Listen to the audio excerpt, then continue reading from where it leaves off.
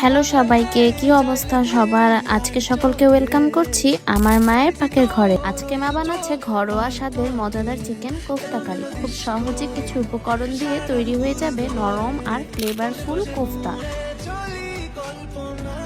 তবে চলুন ভিডিওটা শুরু করা যাক। সকল উপকরণগুলোকে মা এখানে সাজিয়ে দিয়েছে। প্রথমে ছোট ছোট করে কেটে রাখা চিকেনগুলোকে ব্লেন্ডার জগে নিয়ে নিলাম।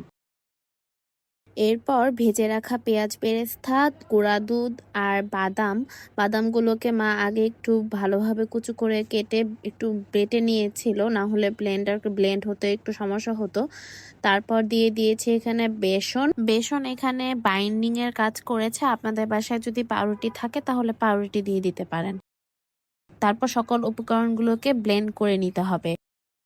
এই যে ব্লেন্ড করা শেষ, একদম স্মুথলি সবকিছু ব্লেন্ড হয়ে গিয়েছে, দেখতেই পাচ্ছেন। আমাদের চিকেন কিমাটা কিন্তু একদম পারফেক্ট হয়েছে। কিমাটাতে যদি পানি থাকে তাহলে কিন্তু কোফতা রেডি হবে না, তেলে দিলে এটা ভেঙে ভেঙে যাবে। চিকেন কোফতা রেডি করার জন্য এখানে মা মশলা হিসেবে নিয়েছে আদা রসুন বাটা, জিরা বাটা, হলুদ গুঁড়া, মরিচ গুঁড়া, চিকেন মশলা, তারপর হচ্ছে গোলমরিচের গুঁড়ো আপনারা দিয়ে দিবেন, এখানে মা দেখাইনি, দিয়ে দিয়েছে। তারপর এই সকল উপকরণগুলোকে চিকেন কিমার সাথে ভালোভাবে মাখিয়ে নিতে হবে। তারপরে হাতে বাটার, ঘি অথবা সয়াবিন তেল একটু মাখিয়ে তা একটা একটা করে কোফতাগুলো গোল গোল করে বানিয়ে নিতে হবে। খেয়াল রাখতে হবে কোফতাতে যাতে কোনো লাইন না পড়ে, তাহলে ভাজতে সময় এটা ভেঙে যেতে পারে। দেখতেই পাচ্ছেন আমাদের কোফতাগুলো কিন্তু একদম স্মুথলি গোল হচ্ছে, কোনো লাইন এখানে পড়েনি। তো এভাবেই সবগুলো বানিয়ে নেওয়া হয়েছে। এবার প্যানে তেল গরম করে গোল গোল করে রাখা সেই কোফতাগুলোকে হালকা করে ভেজে নিতে হবে।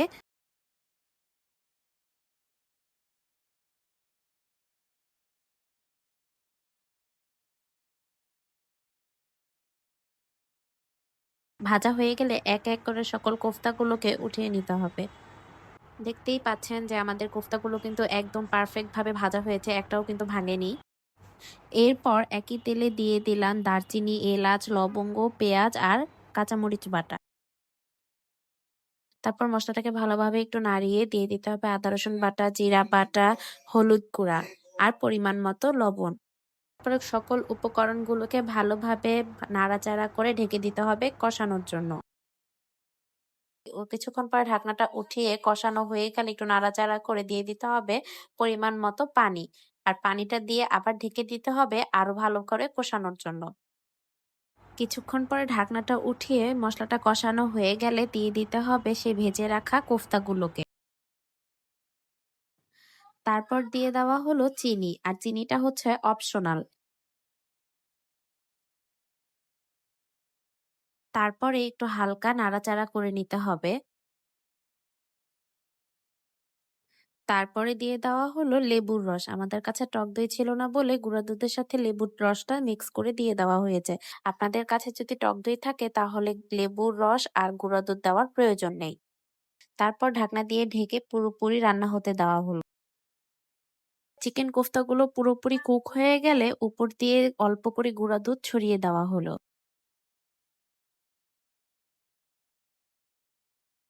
এভাবেই তৈরি হয়ে গেল আমাদের ঘরোয়া আর মজাদার চিকেন কোফতা কারি। গরম ভাত বা পোলাও অথবা রুটির সাথে খেতে একদম দারুণ। আজ যেহেতু শুক্রবার তার জন্য মা আজকে পোলাও, চিকেন কোফতা কারি, বেগুনের একটা কষা করেছিল, সাথে ছিল গরুর গোশত। মা প্লেটে সার্ভ করে দিয়েছে। এরপরে এই যে দেখতেই পাচ্ছেন কোফতাগুলো একদম সুন্দর ছিল, একটাও ভাঙেনি, সফট আর ফ্লেভারফুল ছিল, অনেক ভালো একটা সেন্ট আসছিল।